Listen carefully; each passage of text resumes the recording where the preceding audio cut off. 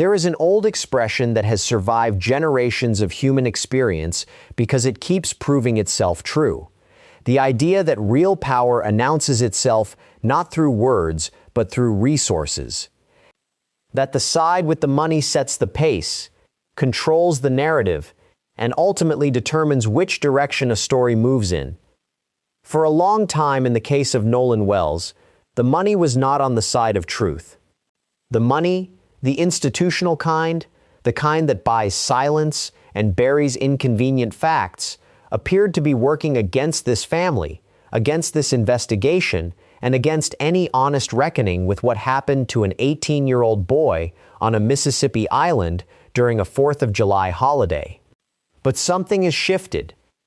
The reward fund connected to this case, the pool of money offered to anyone with genuine, actionable information about what happened to Nolan Wells, now stands at $125,000.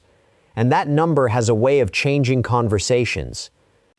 It has a way of making people who previously chose silence begin to reconsider the cost of staying quiet. It has a way of making whatever loyalty or fear held someone in place start to feel less permanent than it did before the dollars were on the table. Tonight, we are going to walk through every dimension of what that reward means, who put it there, what it might unlock, and why a man on TikTok named Brad may have just changed the entire trajectory of this case. We are also going to spend serious time on the man now at the center of the forensic investigation, Dr. Roger Mitchell, and talk plainly about why his presence in this case is not a formality. It is a statement. And we are going to talk about what it means that Nolan Wells, a young black man from Mississippi, went out with a group of friends and never came home, while everyone else did. $125,000. Let that number settle for a moment. Not because it is the largest reward ever attached to a case. In the context of what major networks and organizations can mobilize when they choose to, it is not. But because of what it represents in the specific context of this investigation, in this state, around this case, it is significant in a way that goes beyond the dollar figure itself. This reward exists because individuals decided to reach into their own resources and put real money on the table for justice. Not the government, not law enforcement, not any institution with an obligation to pursue truth in this case. Private individuals who looked at this situation and decided that the official machinery was not moving fast enough, was not moving aggressively enough, and was not producing the answers this family deserves. Reverend Al Sharpton initiated it at Nolan's funeral. The number he announced that day was $50,000. That alone was a meaningful commitment, a public declaration that influential people were watching this case and were willing to back their concern with something tangible. But then, within 48 hours, two more prominent figures stepped forward. Tyler Perry, one of the most financially powerful figures in American entertainment, added his name and his resources to the fund. Perry does not insert himself into every case that draws national attention. When he chooses to act, it is because something about the situation has compelled him past the point of passive observation. His involvement here is not performative. It is a signal. Terrell Owens, the former NFL star who has never been quiet about injustice, did the same. Owens has a long history of refusing to stay in the lanes that are considered safe and comfortable for public figures with something to lose. His addition to this fund is consistent with who he has always been. And just like that, in less than 2 days, a $50,000 reward became $125,000. That kind of escalation does not happen by accident. It happens because people with resources and platforms look at a situation, assess the weight of what they are seeing, and decide the moment calls for more than a social media post. It calls for a check. Now here is what that money actually does in practical terms. It changes the internal calculation of everyone who has been sitting on information. It changes the math for anyone who has been quietly weighing what they know against what it might cost them to speak. Because silence, when the stakes are low, can feel like the safe and obvious choice. You stay quiet. You do not get involved. You tell yourself that whatever you know might not matter anyway, that the investigation will handle it, that it is not really your responsibility to step forward. But silence becomes considerably harder to justify when $125,000 is sitting on the other side of a conversation with investigators. That is not a small sum of money for most people. That is life-changing money. That is the kind of money that erases debt, changes housing situations, creates opportunities that were not there before. And it is being offered to anyone, not just law enforcement insiders, not just people with professional forensic knowledge, anyone who has information that leads to an arrest and conviction. The expectation, the reasonable, well-founded expectation, is that this number is not finished growing. If the pattern holds, if more prominent voices continue to attach themselves to this case, if the institutional pressure continues to build the way it has been building, that reward could climb considerably higher before this investigation reaches its conclusion. Which means anyone holding information right now is not only deciding whether to speak, they are deciding whether to speak now or to wait and risk that someone else in the room reaches the same decision first. Because here is something that is almost certainly true about a situation like this one. The people who were present on that island, in those boats, in those conversations, they are not a single individual with a single secret. There are multiple people sitting with pieces of what happened. Each of them knows something. Some may know more than others, but collectively, the people who were on or around Horn Island on July 4th hold a picture that is currently only partially visible to investigators, to the family, and to the public. And every one of them is doing the same mental calculation right now. Which means the race is already underway, whether anyone has openly acknowledged it or not. The first person to make a decision, the first person to pick up a phone, walk into an office, or otherwise put their information in front of the right people, collects the reward. Everyone else gets nothing, except whatever it feels like to have stayed quiet while someone else took the money. And then there is Brad. A TikTok creator who goes by the name Brad Final Thoughts posted something that stopped people in their tracks. His message was not complicated. It was not elaborate, it did not require legal expertise or forensic knowledge to understand. It was a direct address to the people he believes are responsible for Nolan Wells's death. Make it right, he said, or everything gets leaked. That is the entirety of the ultimatum. Simple, blunt, delivered publicly, on a platform where anyone can see it, with no apparent concern for how it might be received by the people it was aimed at. Now, before anything else is said about this, it is worth acknowledging the range of ways that kind of statement can be interpreted. On one end of the spectrum, it could be nothing more than a man who has been following this case closely, who has developed strong opinions, and whose frustration with the pace and apparent integrity of the investigation has led him to post something dramatic. That happens. People get emotionally invested in high-profile cases and occasionally say things on social media that sound more significant than they are. On the other end of the spectrum, Brad Final Thoughts may actually know something. He may have a direct connection to someone involved.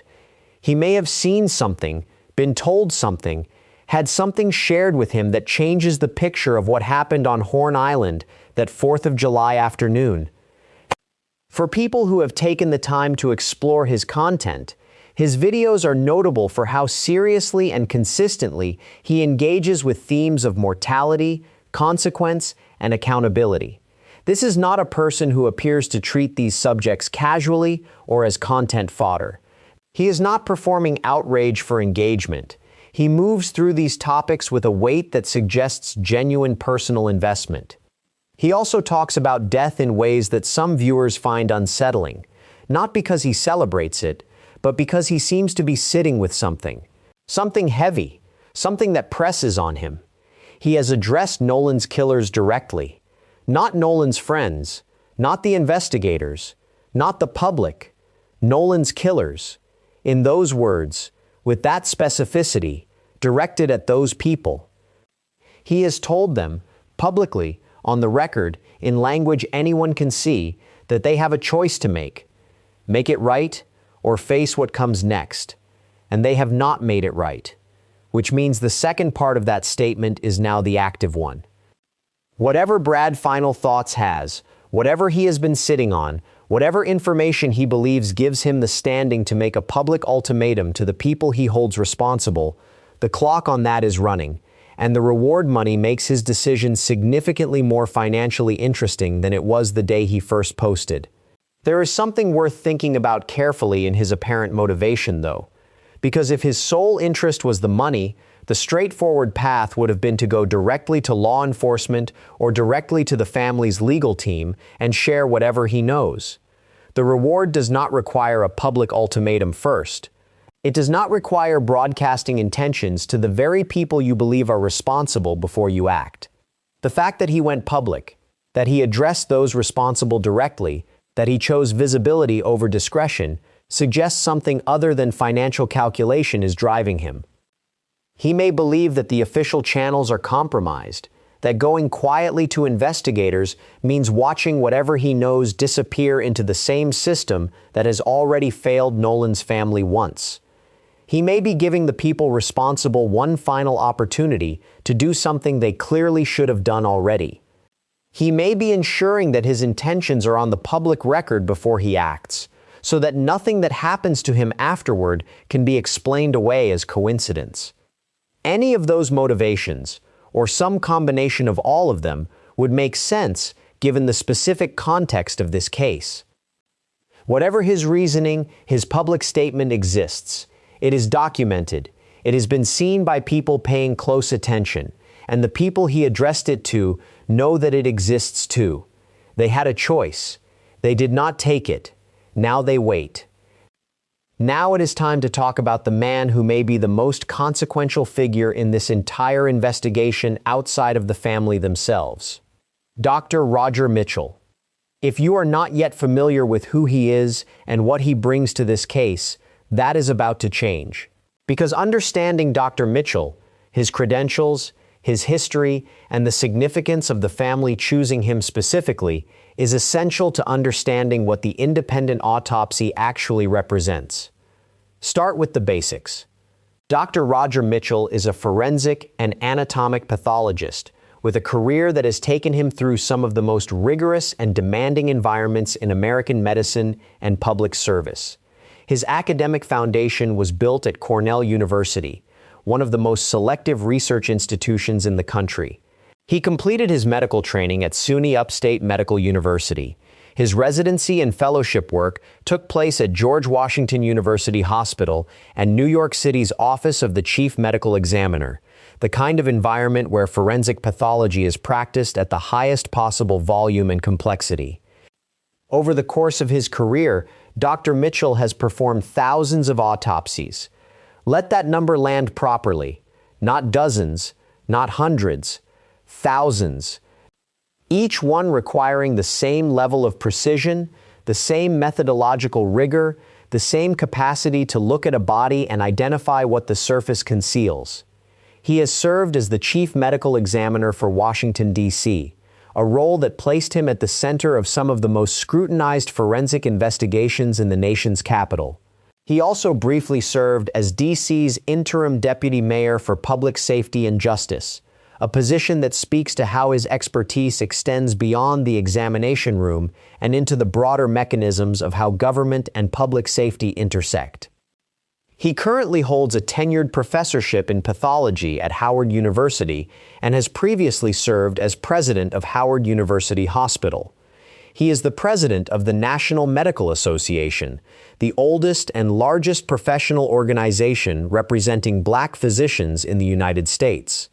Founded in 1895, the NMA exists because Black physicians were historically excluded from the American Medical Association. It has spent more than a century advocating for both its members and for the communities they serve. Dr. Mitchell also co-authored a book called Death in Custody, a work that establishes him as a nationally recognized voice on violence as a public health crisis. With specific expertise in the forensic investigation of deaths that occur within or around systems of institutional authority. Read that last credential again in the context of this specific case. A man who wrote a book about deaths in custody, who has spent years examining the intersection of institutional power and suspicious death, who has performed thousands of autopsies and trained in the most demanding forensic environments this country has to offer. That is the person Christine and Elmore Wells selected to examine their son's body. That selection was not random. It was not made out of convenience or proximity. It was a deliberate, carefully considered choice to bring in someone whose independence from local systems was beyond question and whose expertise could not be minimized or dismissed. And here is what Dr. Mitchell found, and what he could not yet determine. His preliminary report listed the cause and manner of Nolan Wells's death as undetermined. Not accidental, not homicide, not drowning. Undetermined. Because there are two critical pieces of this examination that remain incomplete. The first is toxicology. Neither the independent examination nor the state's official autopsy has received toxicology results yet. Those results are the single most important outstanding piece of forensic data in this entire case. They are the difference between a drowning confirmed by the elimination of alternatives and a drowning that cannot be ruled in because the alternatives have not been ruled out. The second is more troubling.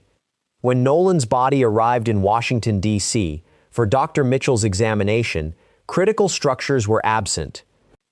The throat, specifically the trachea, the laryngeal cartilage, the thyroid horn, and the hyoid bone, had been retained by the Mississippi State Medical Examiner before the body was released for the second autopsy.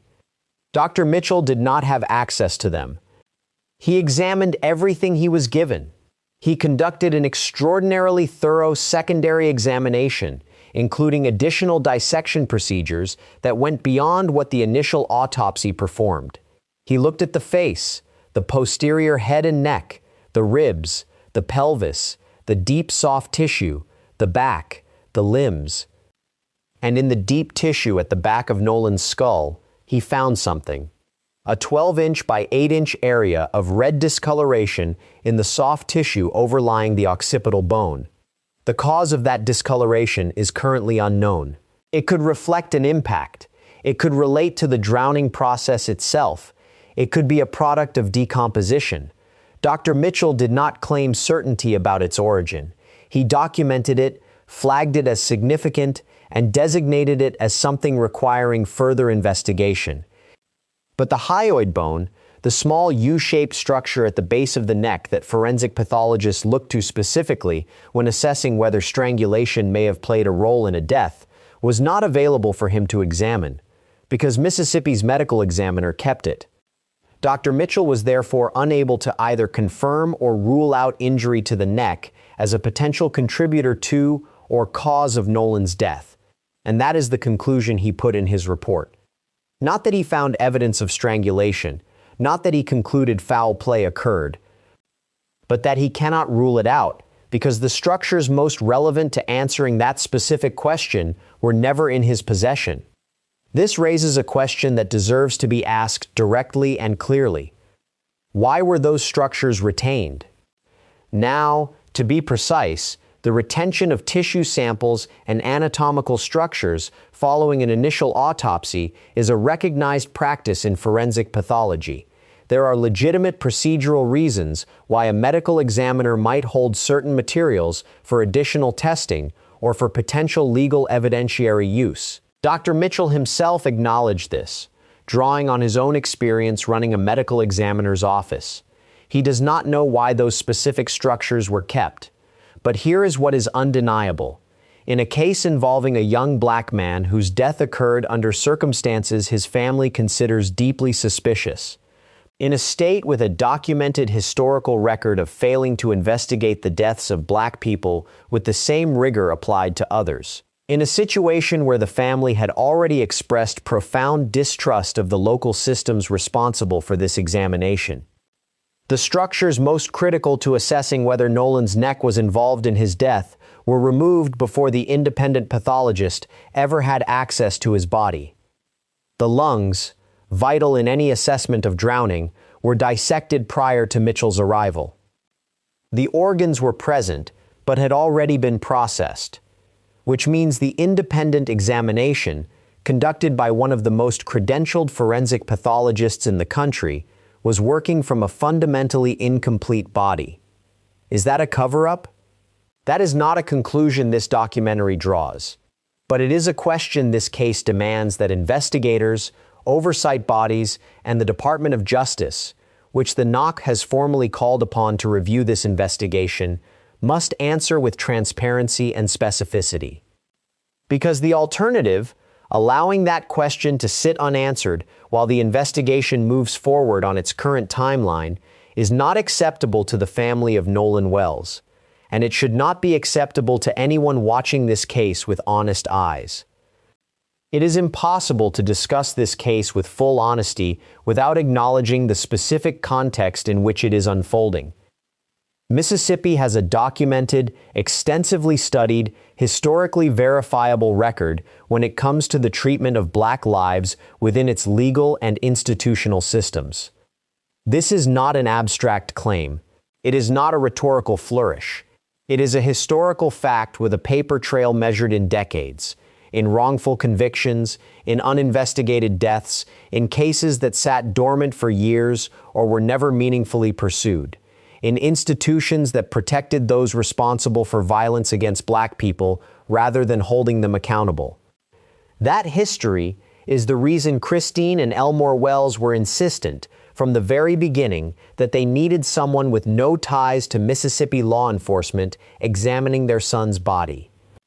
That history is the reason the NAACP's national leadership, not a regional chapter, not a local affiliate, but the national organization's president and CEO Derek Johnson, traveled to Chicago to stand at a podium and publicly accuse the relevant authorities of being derelict in their duty. That history is the reason Ben Crump, one of the most prominent civil rights attorneys in the country, is on this case. None of these people are new to situations where institutional systems failed Black families. They have been in those rooms before. They know what that failure looks like in its early stages. And they recognize something in the handling of this case that made them unwilling to leave it to those same systems without external pressure, external oversight, and external documentation. That does not mean every individual within Mississippi's law enforcement and medical examiner apparatus is acting in bad faith. But it does mean that the burden of proof, the burden of demonstrating that this investigation is being conducted with genuine rigor and genuine impartiality, rests on those institutions, not on the family, not on the advocates, not on the independent pathologist, on the systems themselves. And so far, the evidence that burden is being met is not convincing. Now take a step back from the forensic terminology and the legal procedure and the institutional dynamics, and think about Nolan Wells. 18 years old, a young man who went out on July 4th to spend a holiday on an island off the Mississippi coast. He was with friends. He was in a place that was full of people celebrating a summer holiday. He was 18, healthy, documented as a capable swimmer in the company of people he trusted. And he never came home. Everyone else in his group returned safely from that trip. Only Nolan did not. His body was recovered 6 days later at the northwestern tip of Horn Island, in an area that experienced searchers have described as one of the most treacherous stretches of water along that coastline, a place where the depth can shift from knee-deep to 20 feet within a few steps, where the current churns in patterns that have earned it a grim nickname among the people who work those waters regularly. That context matters. It matters because it means accidental drowning is a genuinely plausible explanation that must be investigated honestly and not dismissed simply because the family and their advocates believe something else happened. But it also matters because a plausible explanation is not the same as a confirmed one. And in the absence of toxicology results, with a critical forensic examination rendered incomplete by the absence of key anatomical structures, with conflicting accounts of Nolan's final conversation, with a viral video whose identity of participants remains genuinely disputed among people who were there. In all of that unresolved uncertainty, a plausible explanation is not sufficient. This family deserves more than plausible. They deserve complete. They deserve an investigation that left nothing unexamined, no question unasked, and no structure retained that a second pathologist needed to see. And they are not yet there. There is a pattern that surfaces in cases like this one, and it is worth naming plainly rather than dancing around it. It is a pattern that extends far beyond this specific case, far beyond this specific state, far beyond any particular group of individuals or any single institutional failure. It is the pattern of a young black man going into a social situation, often with white peers, often in an environment where he is one of few or the only black person in the group, and ending up dead when no one else does. These situations do not always involve foul play. That must be said clearly and honestly. Accidents happen to black people the same way they happen to everyone. Drownings occur, medical events occur, tragic circumstances that have nothing to do with race or intent occur. But the pattern, the frequency with which these situations unfold, and the consistency with which the black person in the group is the one who does not survive, cannot simply be waved away as coincidence every single time.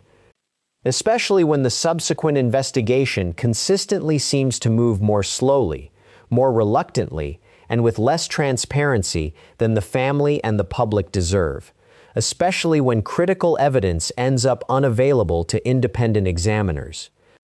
Especially when local institutions that have historically been hostile to black lives and black justice are the ones controlling the evidence and the timeline. At some point, the pattern is not just a pattern. It is a question. And it is a question that deserves an honest answer, not deflection, not accusations of bias leveled at those who raise it, not a request for patience that the family is not in a position to extend. A real, complete, transparent answer built on evidence that has not been withheld, structures that have not been retained, and investigations that have not been conducted with one foot already pointed toward a predetermined conclusion. Nolan Wells's family has been waiting for that answer since July 4th. They are still waiting. So where does this case go from here? There are several threads that are still actively moving, and understanding what each of them could produce is essential to following this story with clear eyes. First, and most importantly, toxicology. The results that neither the state examiner nor Dr. Mitchell have received, the single data point capable of transforming the forensic picture from undetermined to something more specific. Drowning, in forensic medicine, is what pathologists call a diagnosis of exclusion. You do not confirm it by finding proof of it. You confirm it by ruling out everything else. And the primary alternative that must be ruled out is whether any substance in Nolan's system contributed to his inability to survive in that water. Toxicology is what makes that determination possible. And until it arrives, the cause and manner of Nolan Wells's death remains officially, formally, legally undetermined. When those results come back, and they will, this case will shift in whatever direction they point. If they show nothing, the pressure on the neck injury question intensifies. If they show the presence of a substance, a new set of questions opens. Either way, the picture changes. Second, the neck structures.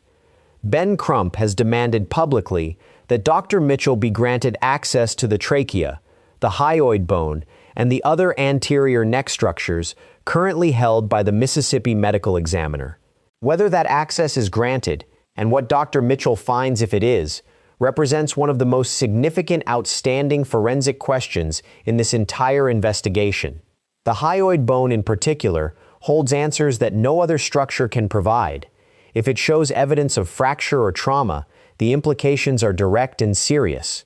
If it shows nothing unusual, that too is meaningful information that helps narrow the range of explanations. Ben Crump has also requested that Dr. Mitchell be formally included when this case is eventually presented to a Mississippi grand jury. That request is not a small one.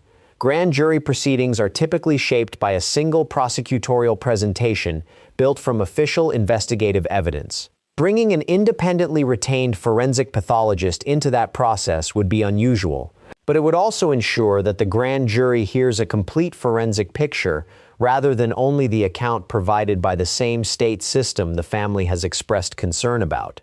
Whether that request is granted may turn out to be one of the most consequential procedural decisions this entire case produces. Third, the phone. A mutually agreed forensic examination of Nolan's phone is in progress.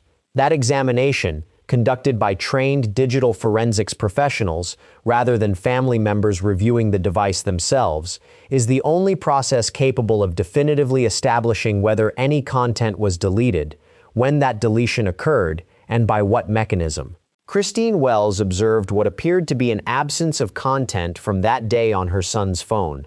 Whether that absence reflects a default app setting, a user-configured deletion preference, or something more deliberate than either of those explanations, only a proper forensic extraction can answer. Those results, when they arrive, will either confirm Christine's concerns or provide an innocent explanation that has not yet been publicly offered. Fourth, the reward. $125,000, with every reason to expect that number will continue to grow as this case maintains its national profile. And the knowledge, now publicly documented, that at least one person has directly addressed those responsible and issued a formal ultimatum. Whatever Brad Final Thoughts knows or believes he knows, that information exists somewhere. It is in someone's possession. And the reward has made the calculation around sharing it significantly more financially compelling. Fifth, the NAACP's formal resolution calling for Department of Justice involvement.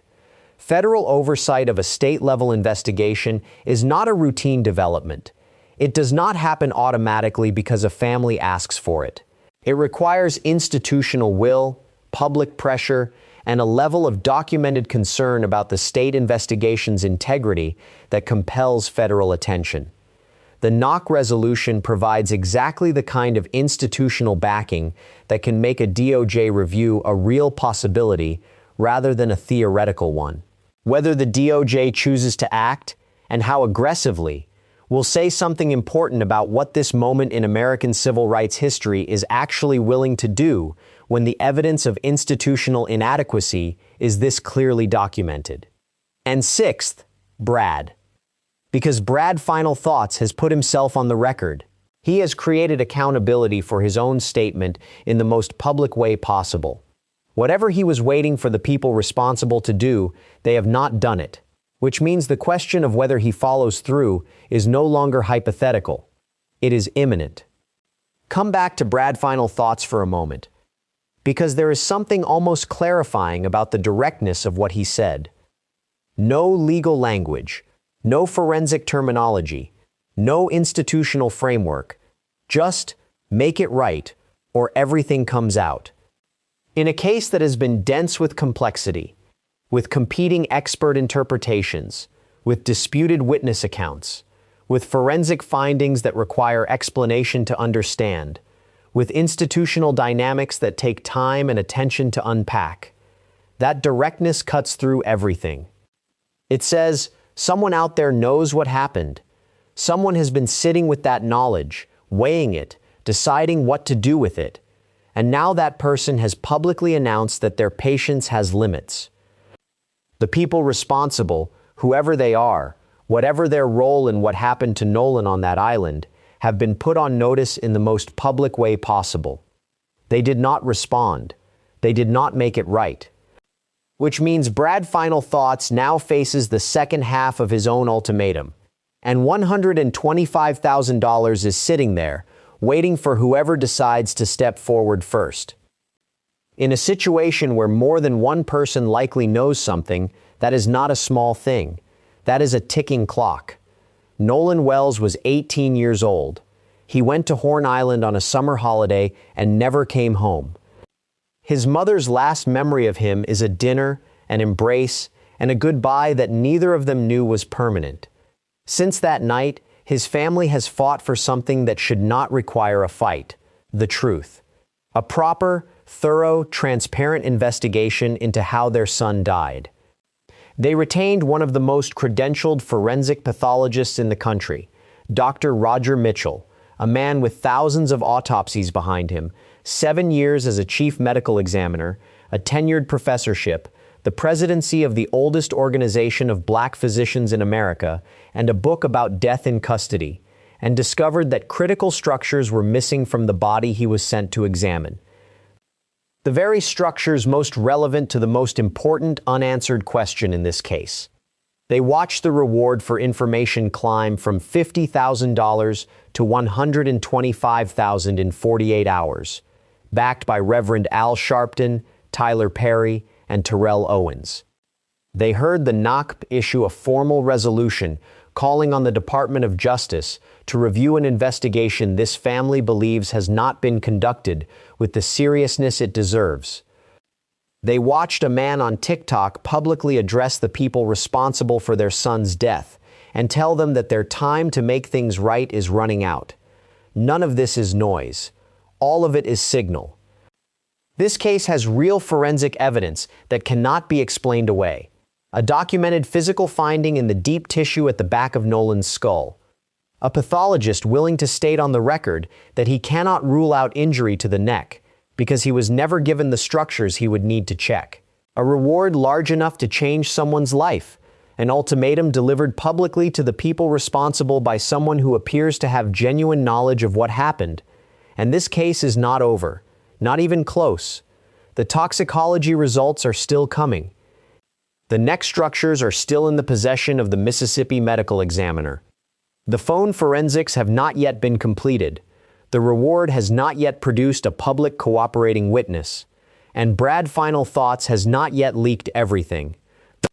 But every one of those outstanding elements represents a moment, a specific, approaching, inevitable moment, when the picture we currently have of what happened to Nolan Wells could change significantly, suddenly, and permanently.